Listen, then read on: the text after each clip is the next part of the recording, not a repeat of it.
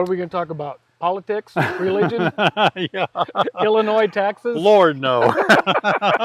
Should I switch from 1-to-1 sugar water to 2-to-1 to put more weight on the hive? Oh, yeah.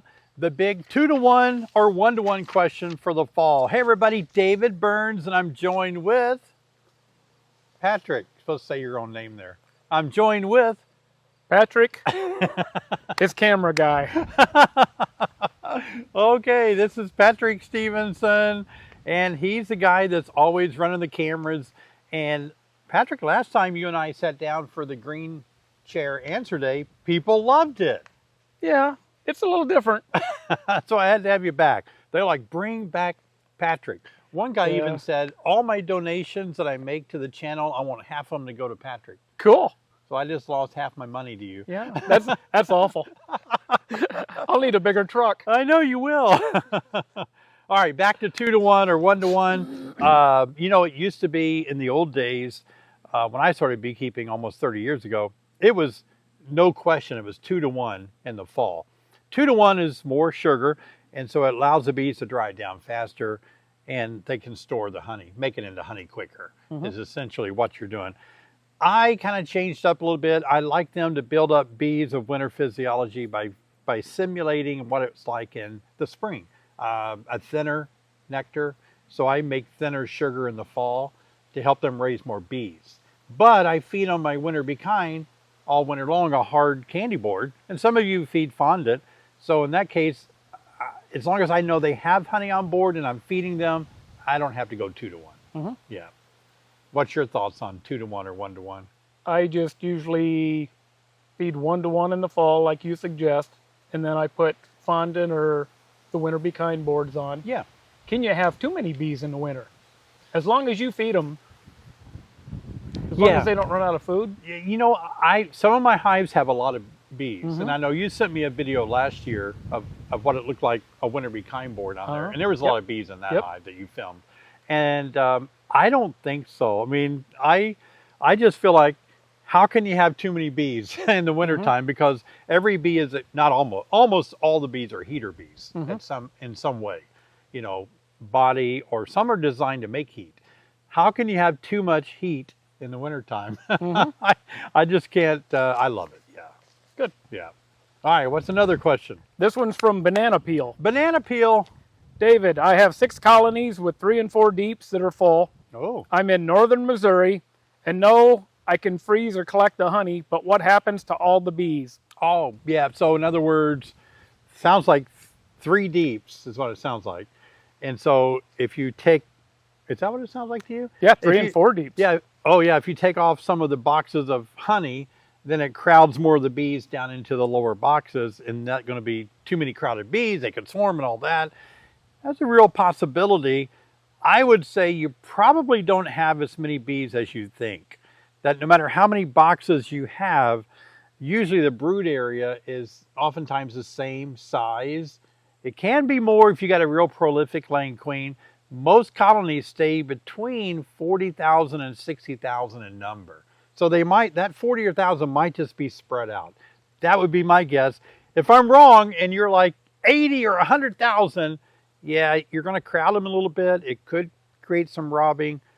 It's going to be a coin toss on what you should do. Yeah, that's a tough one. This one's from Marianne Livingston. Hi, Marianne. I have 0 mite count in my 4 hives. Good. If it continues to remain at 0, it probably won't. Should I still treat before settling in for the winter? Oh, okay. No, I wouldn't. I mean, if I don't have any mites, I'm not going to treat for mites. I understand you think, well, it might get worse. And obviously when you test, there could be some in there that didn't fall in the sample and that they could reproduce. But at that low mite level and the stress that treatments play in the hive, I think I would just forego it. Most of us think if you have, you know, we'd like for it to be 0 or 1, not to treat at all. And you're right there. I think that's good. Yeah. What do you got? One more on this page? Yep. All right, now you're gonna answer this one with a swap. Man, Here we go. My buddy lost 2 hives to hornets, and the frame full of wax moth web. Are the comb frame done, or can I freeze them? I'm thinking boiling everything, then torching it. So he lost 2 hives to hornets, and then wax moths set in with all their webbing. So he's wondering what to do with all those frames. Okay, I definitely freeze it. I Okay. always freeze everything, no matter what, just because I can. Yeah. And then after that, I would probably just scrape off the webbing, all the wax moth Yep. junk, whatever Yep. that's called, Yep. any cocoons or anything, and then probably put it away for winter. Anything else you want to do? You're missing one important step. I give. Oh, you give up? Yeah. Put wax on it. Now? Well, I mean, in the spring, like. Oh, yeah, in the spring, yeah. So if you scrape Yeah. all that off and it's on plastic foundation, that you're right on. It's don't burn anything, don't destroy your colony just or their hives just because there's wax moth webbing. It's benign, the bees don't care, but you do want to scrape it off and wax it like in the winter and have it ready for spring. Yeah, see, I always wax it before I put it on. Yeah, Because sometimes I wax it, and if I don't use it, I it know. kind of like dissipates or does. goes away. So I know. I always do that. Yep.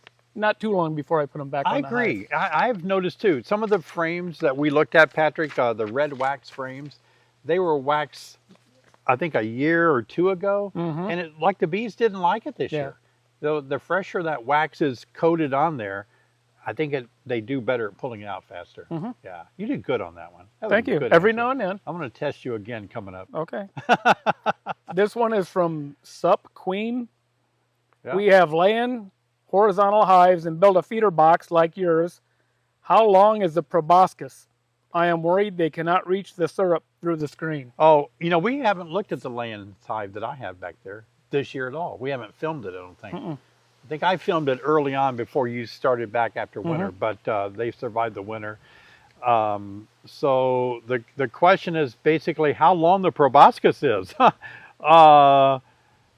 about a 1/4 inch long, actually. Yeah. The proboscis on a honeybee can be extended to a 1/4 inch. And so you made a feeder like mine, and you have screen to separate your jar from, I think, from the bees. So just think you need to be within a 1/4 inch. They will do just fine. Yeah. What is that? 7 millimeters, I think. Yeah. Yep, 1/4 6. inch. Yeah, about 6. Yeah. Right. 25.4 is an inch. There you go. Yeah. It's you and all your math. Wow. Every now and then. This one's from Solitude Acres. Also, thank you for the great videos. Oh, We just did that one. you told me I was going to screw it up. I know. I did. I thought you were doing it on purpose. It No, tricked me. no, I'm not that good. Okay, this is from Mark. David, can you recommend a good OA vaporizing machine? Oh, well, there are a lot. There really are. And different companies make them. I don't want to take a side of one company or the other. I think as long as they get the job done, you're just going to have to do your own research, find out one that's easy to use. I like the ones that have the plungers that you can just plunge and pop the plunger down and away they go. Preset temperatures. I don't want to have to get one where I have to guess at too much stuff. Some of them have just a little tray that you put the formic in, and I think I would be too clumsy for that personally. It may work great. Some of you may prefer that. They might be cheaper, but I like the ones that are just easy because I've been using mine this year, and it's a lot of work out there. It's not as simple as you would think to be out there and doing that. So, but the ones that I have, I got it from Larabi's. Yeah, and I like that one. Yeah. Yeah. You got one. I have one like Same that. one. Yep. Yeah. Yep. And, I like it. Yeah. Works good. Yep. Batteries I have a lot of DeWalt batteries already, so that worked out good. Yep. Yep. Is it going to rain on us? It's really getting dark, isn't it? Yeah, probably. You'll get hit by lightning before I will. Yeah, I'm taller. Yeah. This is from L. Lee. Everybody thought last week that you were a bigger guy. Yeah. guy. Is it because I'm loud? No, No. I don't know why, but you're not a terribly small guy. But I know when you film, you're always holding the camera up like this. Yep. I feel bad for you. Or I get down to give you the angle. And Whatever you want. There you go. You're the boss. All right. This one says, David, have never had difficulty with small hive beetle for years. This year they are out of hand, even in strong hives. What gives? Iowa City, Iowa. That's for you. You're the guy that had more small hive beetles. They're horrible this year. So let's read it again. Patrick, I've never had difficulty with small hive beetle for years. This year they're out of hand, even in strong hives. What gives? I'm in Iowa City, Iowa. Yeah. Yep. I'm in north central Illinois and I have troubles. You have a lot of beetles this Yep. year. What kind of things are you doing? Okay, I have oil traps. Yep. I Between have- frames. Yep, I have the clear plastic kind with the black top. Beetle blaster. Uh-huh. I have the white ones that have the top where you can open it and refill it. Yeah. I have some of those. So the ones are disposable with the black tops, but we still reuse them. But I do. yeah, the other ones are kind of made to reuse. If you're as cheap as I am. Oh, me too. I wash them out. I do and- too, Yep. Patrick. Yeah, they're good to go, aren't they? I use Swiffer sheets, which Yep. I'm not crazy about those because they have the fibers that get loose in the hive. Yeah. But I use them anyway because I'm pretty desperate right now. All right. 3 of the hives, I had extra supers on. I took off the supers because there weren't a lot of bees in there. Oh, yeah. So I took all of those off to try to Yeah. reduce the amount of room. You kind of get more bees protecting more area. That's what I did. Right. A couple of the hives, I went down to the bottom board and scraped all of the detritus off. There you go. Big I word. learned that last night on the on live the live stream. Yeah, to try. But I scrape all of that off. I use Grub-X around the hives. And I also have a staging area. Yeah. Where I put things, and I actually put Grub-X there too. Okay. In case some of the larvae were going down into the ground. Right. Because they're horrible where Yeah, I'm they at are. now. Grub-X is a natural lawn, or not natural, but it's a lawn granules that you spread out, and then when it rains, it kind of gets that in the soil to kill grubs and grasses. And just so happens to be that if small hive beetle are pupating, the larvae get down in there, it'll kill that larvae too. So that works out good. I need all the help I can get. I think that's all I'm doing. Oh, I do have 2 hives that I crushed peppermint and put in. Oh yeah. I was at the point where I wanted to try it, see what happens. Right? Did you think it helped a little bit? There's less small hive beetle in there, but there's less in the other hives also. So I don't know if it's all of the measures together are helping, or if that was the reason. Well, my friend Dr. John Zavishlock would say you need 30 hives where you don't use the mint, the crushed mint. You need 30 hives where you do. You got to have a big, study done. That's too much work. Oh, I know. That's Maybe he should do that. He probably has. Yeah, somebody has, I'm sure. Yeah. All right, I'm going to ask you a question now. Let's see. Boy.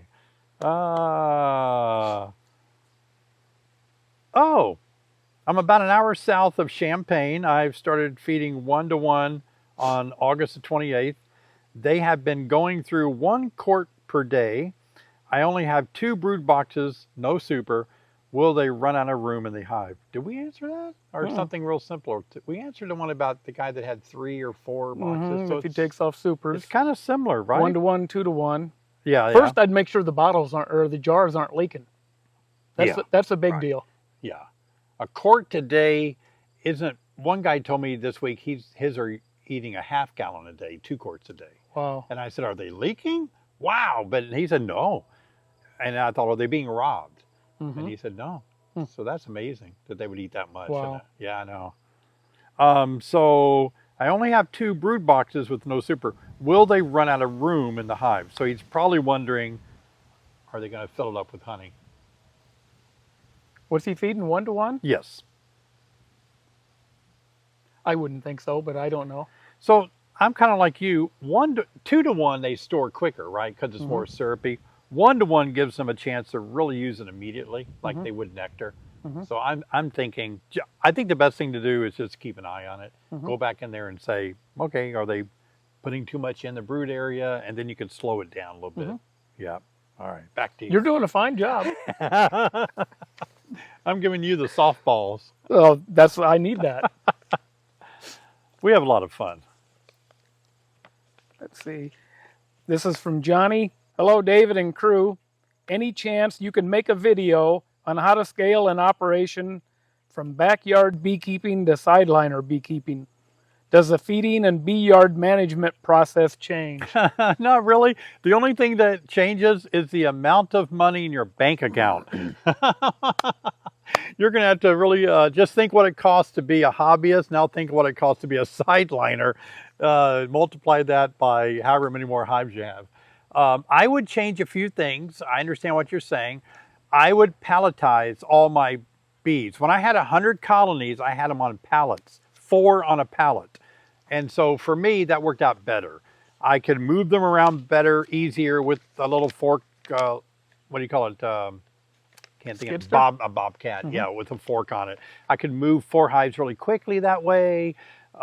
They're easier to work when they're all together. I would make it simple. So as far, if you want to go, let's say you're a hobbyist with, 20 hives, and now you want to have a sideliner with 300 hives, well, then you're going to have to find out how can I really speed the process up. That's why I don't use inner covers. I got rid of those back then. So on my hives on pallets, I just had like migratory lids, make it simple. Then I went to more of the telescoping lids. Feeding would be different. You might feed them in a different way than you would, it takes a lot of bottles. If you've got 300 hives, you might use something different in that approach, but you're just going to have to streamline it. Whatever makes it work really fast for you. That's how you do it. Yeah, but I might make a video like that. It might help you guys out. Yeah. That would be a big investment, though. A lot of money. That equipment? Oh, yeah, just think about this, Patrick. Let's say you have 300 hives, and how much do you think, let's say you had to buy new supers for everybody. So you got to buy 300 medium supers with frames. How much is a super with frames? It's got to be $40. Probably, but you'd almost need 2 of them, not just one. All right, well, let's start with one. Okay. So one super, $40, you need 300. How much is that? I don't know. 3, 4, what, 12,000? It is. And let's say you double that, $24,000. Just for the boxes. Just for honey super boxes. For the supers. For 2 supers. Yeah, you still need bees. Then you got to have the bees. Yeah. Then you got to have all the chemicals to take care of them. And the mites. When you treat. The small hive beetles. Yeah, exactly. Yeah. Man. He's out of it. I'm tired. He's going back to his day job. Yeah, that's the other thing, the labor. Yeah. Oh my gosh, when I had 100 hives, I was working 6 hours a day on them. 6-hour days. Yeah. And I was barely getting them done, Mm-hmm. Well, you and I looked at a hive today. I think we spent an hour in that one. Because we had to change the queen out and lots to do. Yep. Yeah. Yeah. Good. You had to take care of the smoker after I couldn't light it. Well, you've done good with the smoker. I got in a hurry. Yeah, you did. So. I didn't relight it. I just had to push it down a little bit. Yeah. Yeah, but I still messed up. Nah, you're good. Okay. This one's from Terry. I left honey supers for 2 years in the freezer. I plan to extract. Are they okay for consumption? They absolutely are. In fact, they will be just as good as the day you put them in there. You might want to take them out ahead of time, let them warm up good, and it's going to flow better the warmer they are. Mm-hmm. There will be condensation that you'll see on those frames, moisture, water running down. Don't worry about it. It's fine. Yeah. I've done that a lot of times. Mm-hmm. This is from Laurel. I'm currently treating with Apiary. Once the strips are removed, 6 to 8 weeks, I'm hesitant to do an alcohol wash because won't I be killing the winter bees? Oh, I see. Apiary, that's Amatrez ingredient. So you just don't, you're treating, you just don't want, did they say they need to do another test? She doesn't want to do an alcohol test because she doesn't want to kill the winter bees. Oh, okay, yeah, because you're killing winter bees. Okay. Well, here's the thing though, you're only killing 300 on a test, and hopefully your hive is big enough because you're still getting 1,000 bees a day being born a day. So that day that you do your alcohol wash, you're really only losing about 1/3 of a daily new bees. So, they're replaced very quickly. The benefit of doing an alcohol wash is, even though you may kill 300 bees, you're going to save the colony by knowing your numbers. So I would say don't worry about that. Unless it's a teeny tiny hive and is struggling, yeah, I'd wait. But otherwise, if it's well populated, I would test them. Is it more important to test in the fall or the spring, or is it all the same? It's more important to test as soon as you can, and it's to monitor that. I think it's better to see what your mites are doing every month. Test every 30 days. That way you can plot a course of, are they getting worse? And then you get to a point where you can't inspect anymore. I would do 30-day tests until it's too cold to go in there. Yeah. This is from Alan. We had a laying worker take over a hive that was queenless. We put in 2 frames of uncapped brood for 2.5 days and then replaced with a new mated queen. Is this the right process? It is. That's very good. By moving over the uncapped brood, you're introducing brood pheromone. That will clamp down the laying workers from laying eggs. And the new queen, that's going to help too, especially once she gets out. Fingers crossed, sometimes people have trouble when you have those pseudo queens, that we call them laying workers that are laying, that the bees may not accept a new queen. I'm going to say 98% chance it's going to go swimmingly well, I think. Yep. David, why do I keep losing my queens? It will be the 3rd time requeening. I don't see any larvae nor eggs. Upstate New York. Oh, yeah.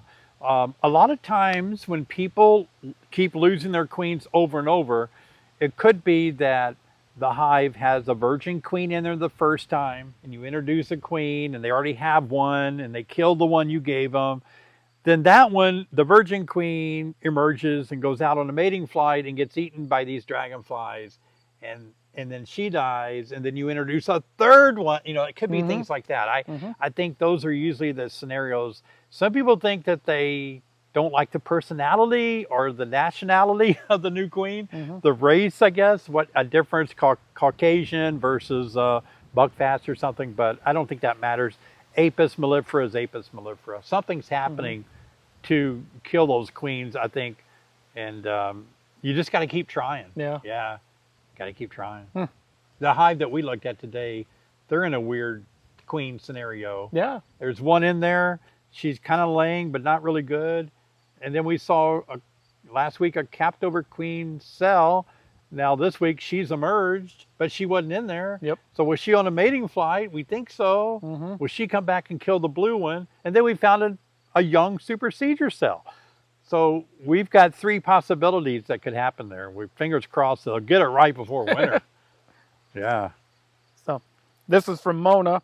I'm a first-year, 71-year-old beekeeper, female. Ah, great job. Wow. I have 2 double-deep Langstroth hives, which are very difficult for me to lift. Yeah. Which type of long hive would you recommend for me in North Florida? Oh, North Florida. Well, Mona, that's great. Good for you. Found a great hobby there. I understand as we get older, we need to eat more protein to keep our muscles built up. I would say probably any horizontal hive is going to work well for you. There are horizontal Langstroths, and then there are things like top bar hives and laying hives, or the horizontal Langstroth. I'm not hating my Layens hive. I'm kind of enjoying it a little bit. They're all like right there. They made it through the winter. I think that's the first horizontal hive that I've successfully overwintered by doing nothing. Nothing. I didn't even do any mite washes or tests last year. They made it through the winter. They're healthy. They're doing good this year. So I kind of like that. That's kind of impressive. It could be the bees, not the hive. But anyway, the Layens hive frames are different. I think they're 13 inches by 8 inches. So they're different than a Langstroth. You can't interchange parts. So think about that. If you've already got Langstroths, you may want to go with a horizontal Langstroth. Yeah. This is from John. Hello, David. What are your thoughts on some people saying bees can't control the temperature very well on the bottom box because of using a screened bottom board? You're the best. Thank you. Well, thank you. Bees do not have any trouble at all, a healthy colony, in controlling temperature. They are pros at it. Oh my gosh, they control whether it's too cold or too hot outside. They keep that brood nest 92 to 95 degrees Fahrenheit. They are so good at it. they should be able, in a healthy colony, to really navigate that screen bottom board on the coldest of days, because heat rises, cold doesn't rise up in a hive. But I understand your concern. A small colony might suffer more, but they're probably losing more heat out of the walls than the floor. That's usually what you want to insulate, upper part of a hive, not so much the floor. But I get what you're saying, and I felt a raindrop. Where will we go if it starts raining and we're filming? Too complicated. Okay. All right. Maybe we'll get done before it pours. Yeah, there you go. This is from Danny. Hey, Danny. If we are mid-treatment for 2 weeks and we do a mite test and numbers are higher, do we abandon our current treatment? Why else do a mite count in the middle of a treatment?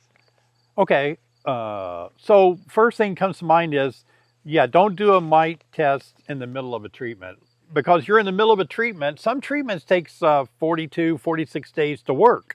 The slow releasing, like the Viroxan, for example, it takes longer to be effective.